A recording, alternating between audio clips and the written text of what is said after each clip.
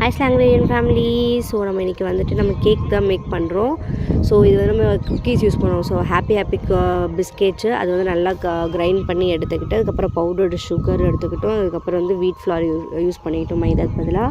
தென் Eno add பண்ணிவிட்டு அதுக்கப்புறம் milk add பண்ணிவிட்டு நல்லா ஒரு க்ரீமி கன்சிஸ்டன்சிக்கு நல்லா கொண்டு வந்துடும். நல்லா திக் பேட்டராக நல்லா ஃப்ளோயிங்காக இருக்க மாதிரி ஒரு கன்சிஸ்டன்சி கொண்டு வந்துட்டு அதுக்கப்புறம் ப்ரீ ஹீட் பண்ண வெசலில் வந்துட்டு இன்னொரு டின்னில் வந்து கீ அப்ளை பண்ணிவிட்டு பட்டர் இல்லை நம்மள்ட்ட கீ மட்டும் அப்ளை பண்ணிட்டு அதுக்கப்புறம் அந்த அந்த நம்ம வச்சுருந்த அந்த பேட்டர் எடுத்து அதில் போட்டுட்டு நல்லா எல்லாமே ஃபுல்லாக போட் பண்ணிவிட்டு அண்ட் தென் ப்ரீ ஹீட் பண்ணதில் வந்துட்டு இந்த பேட்டர் எடுத்து உள்ளே வச்சுட்டு ஒரு 30 மினிட்ஸ்க்கு அப்புறம் நல்லா இப்போ இது ஓப்பன் பண்ணால் கேக் நமக்கு இது வந்துருந்துச்சு. ஸோ நம்மளுக்கு இனிமேல் அதனால நம்ம வெசல்லே வச்சுருந்தாங்க. இப்படி தான் நல்லா கேக் வந்துட்டு நல்லா வந்துச்சு. டேஸ்ட்டு சூப்பராக இருந்துச்சு.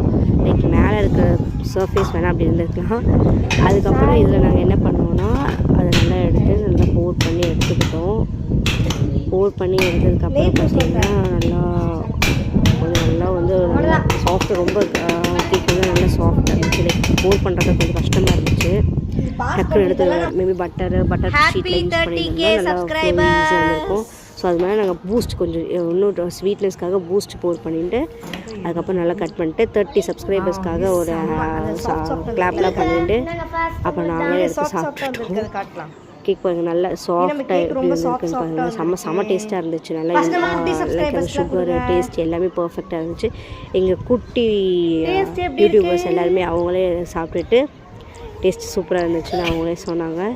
ஸோ இதே மாதிரி நீங்களும் ட்ரை பண்ணி பாருங்கள். சப்ஸ்கிரைப் பண்ணுங்கள்.